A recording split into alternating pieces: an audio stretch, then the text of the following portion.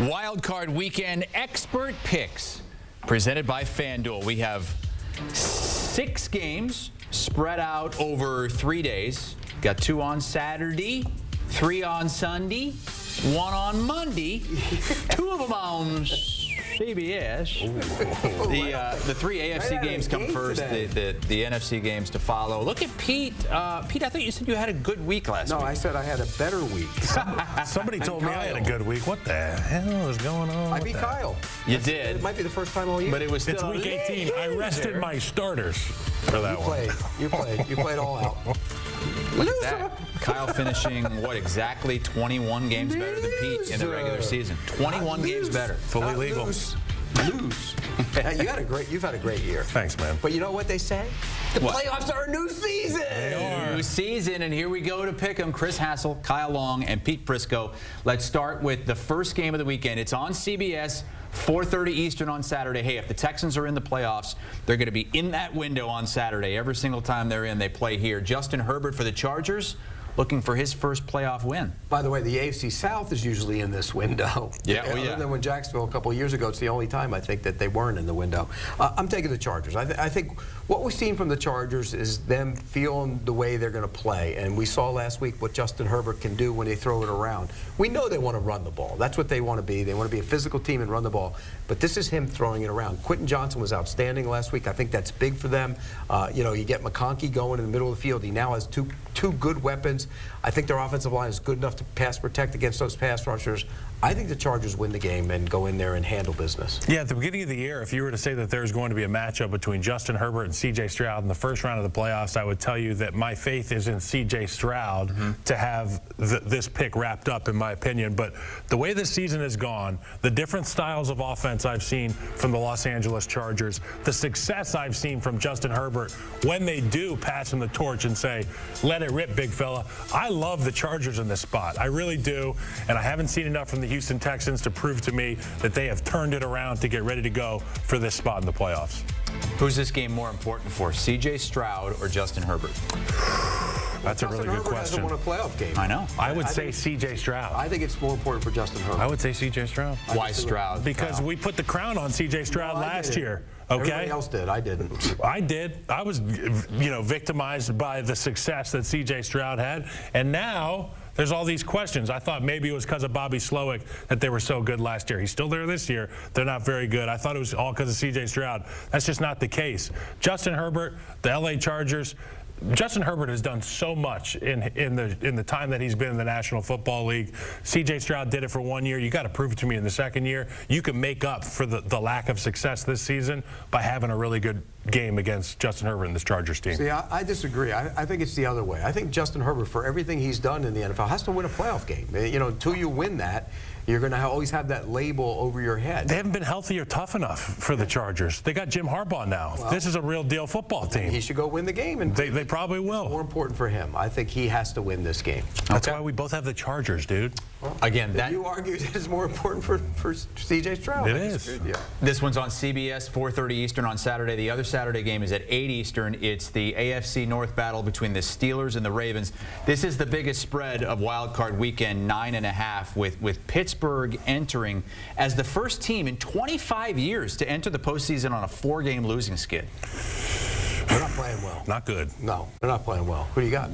My issue is, who do the Steelers have, George Pickens or the other guys? Because if George Pickens doesn't show up, and I've said this week in, week out, if George Pickens is not involved mentally and not involved in the game plan early, you are going to be banging your head against a wall the entire game as an offense. We talked about it earlier. Who do you play, Russell Wilson or Justin Fields? You did. I say put Justin Fields in there, man. Get the dynamic guy out there. Get the guy who can extend plays. Have him start the game and play the whole game? It would be fun. Or just a package? Well, if George Pickens is going to drop balls when you throw it to him, if the moon ball's out the window, the offense for the Pittsburgh Steelers is non-existent. If you have Justin Fields in there, it adds another blocker. It adds another level of explosiveness to this offense. Second level of the defense has to play even more, within the rules of their game. I've seen Justin Fields have huge games before. If George Pickens doesn't show up, put Justin Fields in the game. Yeah, I can't do that. I can't open the game with Justin Fields. Here, you're the starter after you just had a guy start for most of the season. I would put packages in for him, though. I would do that. Well, watch the last 4 weeks. Russell Wilson's been bad. He hasn't been good. I get it. I understand that. But I would start Russell Wilson and bring Justin Fields in to use some packages against this defense, because it is an active, athletic defense, and I think you can take advantage of that with a guy who can run. I'm picking the Steelers. They're not going to win the game, but I think when you have these division games and they play for a third time, it's tough. It's hard. That number's bloated. That's a giant number, and it's very reflective of the 4-game losing streak. But when you look inside those numbers, who is that 4-game losing streak to? Who are those teams to? They lost to the Eagles. They lost to the Ravens were one of them, and they lost to the Chiefs. And 3 of those losses and the Bengals, who were a hot team. So I think the Steelers are going to play competitively in this game. Yeah, but it's not like they're playing the Raiders now. They have to play the Ravens again. They're not going to beat them. They're going to hang in the game. I'm taking a 9.5. I got the Ravens to cover the 9.5. Do you think, because I saw a lot of criticism of Mike Tomlin, a guy that he just kind of hangs around, you know, the 55% winning percentage, gets into the playoffs, but doesn't win playoff games. 8 straight years now without a playoff victory. Is the criticism warranted if he loses this game? No, his team's overachieved. They're not very. This team is an overachieving team. There's no question about that. And you look, we talk about it all the time. What do they do well? They rush the passer well. That's about it. They don't throw well. They don't run it well. They don't stop the run. I mean, this is not a great Steelers defense that we've come to be. You know, we expect, if they're not great on offense, their defense is going to carry them. It's not a great Steelers defense. So to answer that question, no.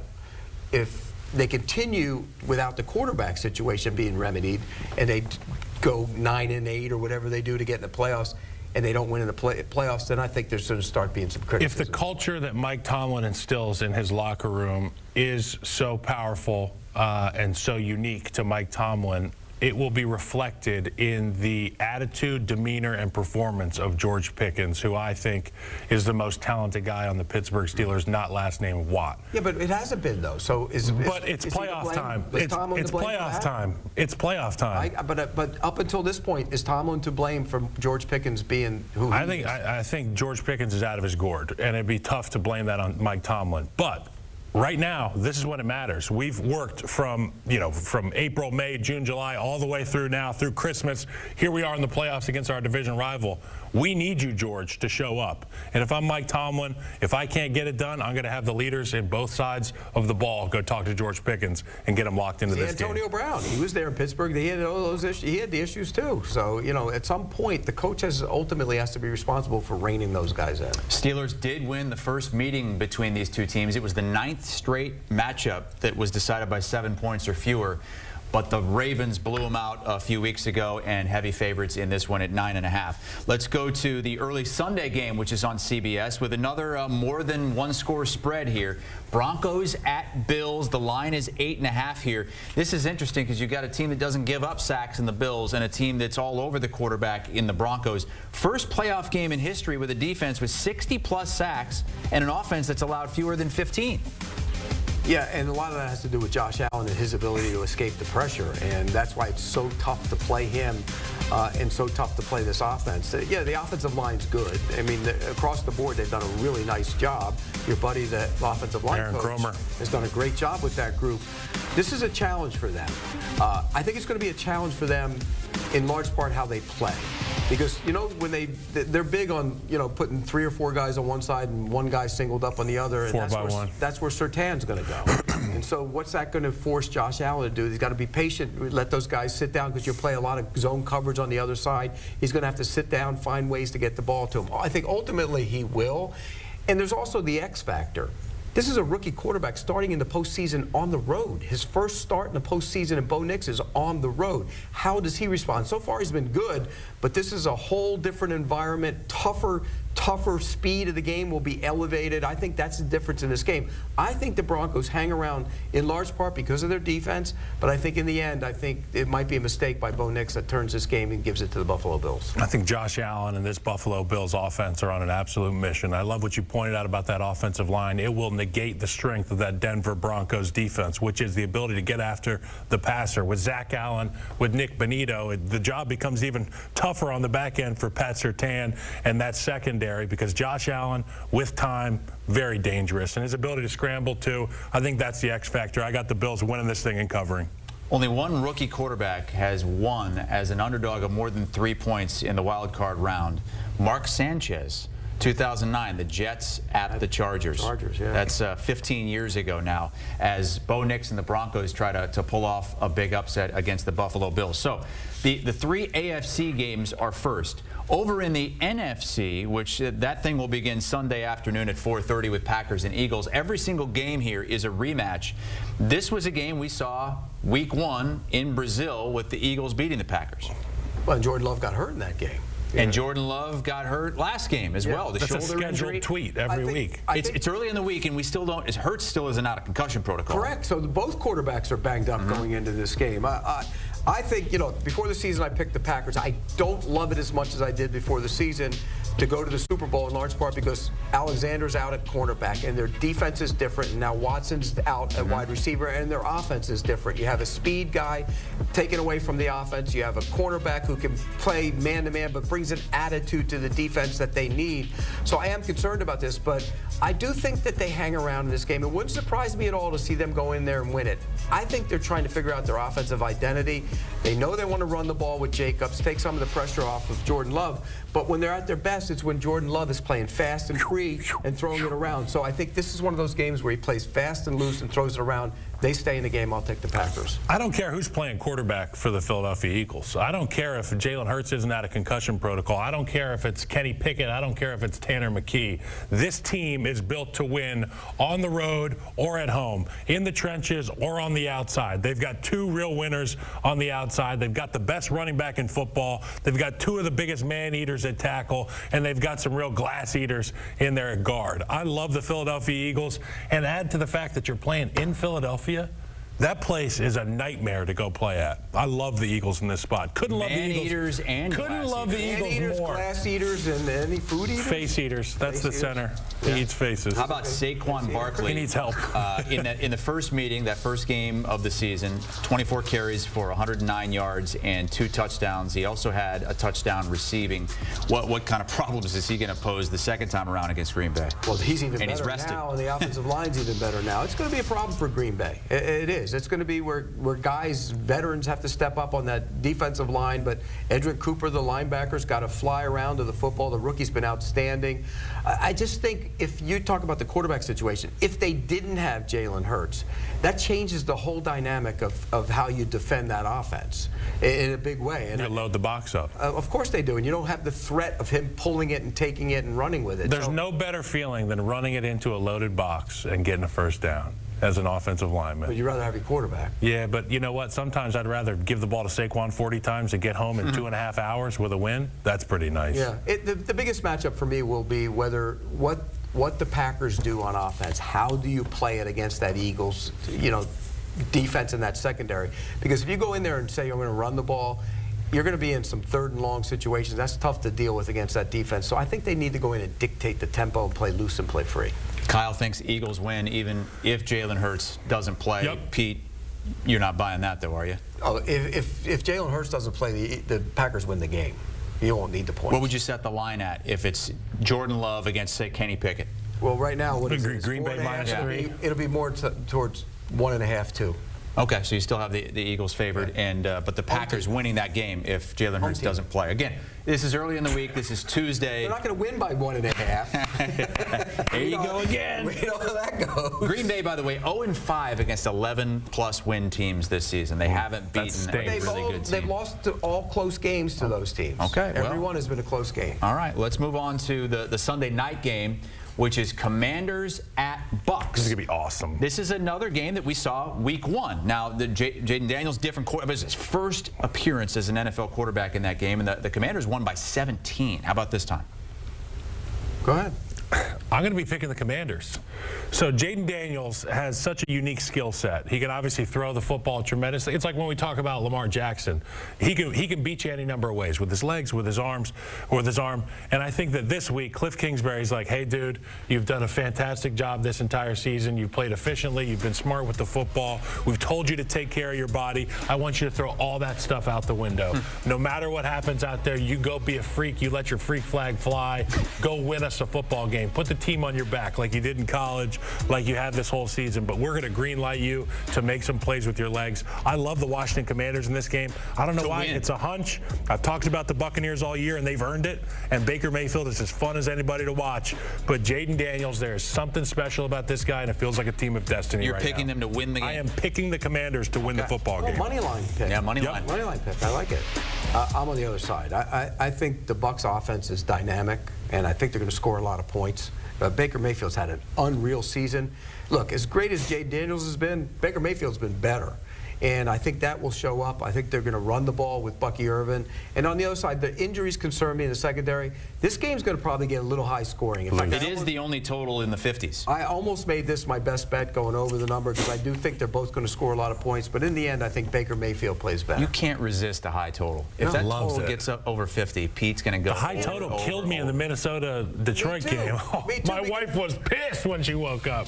Hey, Pete, let's see the quarterback scales. Baker Mayfield, Jaden Daniels.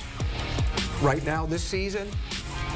Yeah, right now. In this game, when they first played, we didn't know what to expect from Jaden Daniels because it was his very first game. But right now, give us the scales. Baker Mayfield's here. Jaden Daniels is right here with him. Wow, it's close. It is close. Really close. Really and close. We know you love Baker. Baker's been phenomenal, but I also love Jaden Daniels. I think Sun Devil. He's a Sun Devil. Never forget that. Yeah, right. He was. You can't claim. It's like Joe Burrow, the Buckeye. Come on, you guys kicked him out of town. No, he left. Your team celebrated when he left and went to LSU. Wow. Yeah. That happened? The players celebrated. Those guys don't know ball. So you've got the Bucs winning. You've got the Washington Commanders winning. That's the first outright upset I think we've picked. Yeah. There you so go, far baby. In the wild card weekend. One more game, and it's on Monday night. It's the Vikings with 14 wins, having to go on the road to the Rams. One of those 3 Vikings losses came in L.A. against the Rams. And it's going to be another one this week. And this is one of those upsets I'm picking. Sam Darnold glazed over look? He had that look on Sunday night, and that is concerning. This is his money game right here. It's all about this game. If he goes in and plays well, puts up good numbers, and they win, he's going to get a good contract from somebody, maybe not the Vikings. I think he should get it from the Vikings.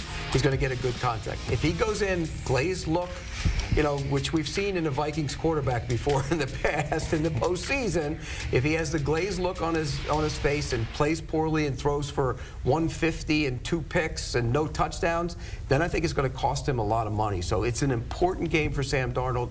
I do think the Rams sitting at home is important for them, and how their pass rush will get after him. I think that's the biggest thing. The one thing we saw, the Lions manufactured pass rush against the Vikings offensive line. They did not play well. That's not a great offensive line. I think that's going to be the difference in the game. I think they get after Sam Darnold. I'll take the Rams. I like the Vikings in this one. Although I'm not saying I love the Vikings in this one, but it's -1.5 Vikings. I can say this about the Minnesota Vikings. Throughout the course of the season, they've been one of the most complete football teams in the NFL. And that throttling we saw against the Detroit Lions, I would say, is more indicative of Detroit and how tough they are and how prepared they are. The thing that bothered me about the Minnesota game was Kevin O'Connell changed his stripes, and we talked about this. He elected not to take points in certain situations, which led to a handful of situations in the red area where they walked away with 0 points. Sam Darnold wasn't able to find a guy, not just a guy, the guy, Justin Jefferson, open in some of these situations. Take your points against the Rams, and I think the Vikings come out of there with a win. You got to be true to who you are, and they weren't true to who they were. Not only in scheme, I thought offensively they didn't play a very good game in terms of scheme. And when you mentioned those field goals, everybody always says, well, look at the final score. When you get those field goals, it changes the whole complexion of the game and the feel of the game. And he didn't take them. You came up, with nothing. When you get nothing, all of a sudden deflates your team. So I think you got to be true to who they were. He will be the coach of the year in the NFL.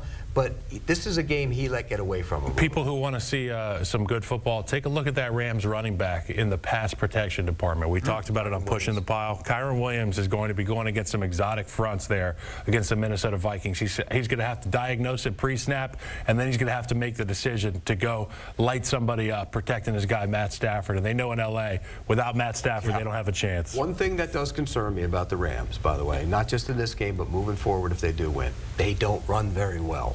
Across the board, it's a slow team, so teams play them differently. They could, you play them in those condensed formations, and you don't get scared by anybody going by you. They're great at getting them open, scheming them up, but I think as you go throughout the playoffs, keep an eye on that, because if they win this game, that could be something that's a real factor. All right, let's get to our best bets then, since we picked every game against the spread. It's Prisco's Picks, presented by FanDuel, and looking at our best bet numbers, oh my God, I'm right there. I am right there on Kyle. You have been on a heater. Pete, you're down there with the producers now. You might get last place. I might. I've had a bad year. The producers started off like 2-9. Well, I've had a bad year. Bad? That's putting it lightly. It's great. We should go to the pool that we're all in and see how great you did in that pool. Did you win any money? Pool? Come on. Did you win any money in that nothing pool? to do with what we're doing right here. There's nothing to do. You know what? I'm going to dunk your head under that pool if you don't shut up. Since he's the man, he won the regular season. Kyle, you give us your best Philadelphia Eagles at home. It doesn't get much simpler than that. And with this team, the way they're constructed, they can win in the Walmart parking lot if you play there. I love the Philadelphia Eagles, -4.5 versus the Green Bay Packers. No matter who plays quarterback. No matter who, because I don't know who the hell's playing quarterback for the Packers. Right. Their starter can't feel his hand. The other guy can't feel something else. We don't know what the hell they're going to do. Who's playing quarterback? Okay. Well, give the ball to Saquon. That really sucks because that's my pick too. So now, but I can't catch you now this week. Nice, smart. Smart. This ain't the last week. I know, but I was really fixing on catching Kyle and being on top of those things. I was fixing on that. Huh? But I like it too. Eagles are playing much better than the Packers this season. And like Kyle said, even if they don't have Jalen Hurts, I feel pretty good about it. I think the Packers are done. Packers haven't beat the Bears in 2025. Yeah, they haven't beat them all year. Let alone the Eagles. All year. We're 7 days in. They haven't beat them all year. Happy New Year, by the way, Pete. Don't say that. It's past. Violator. You're a violator. My best bet, it sounds crazy, but I'm taking the Pittsburgh Steelers plus the 9.5. I just think when you play a division team 3 times and you meet them in the playoffs, it's tough to blow them out. They know you. You know them. Usually it's a tight game. I think it's going to be a close game. They won't win it, but they're going to hang around. That 9.5 is big, so That's a yeah. big number. I'm taking the points. Steelers have won, I believe, 7 of the last 9 meetings between those two teams. So, I mean, the Steelers have had the upper hand going up until they played a few weeks ago.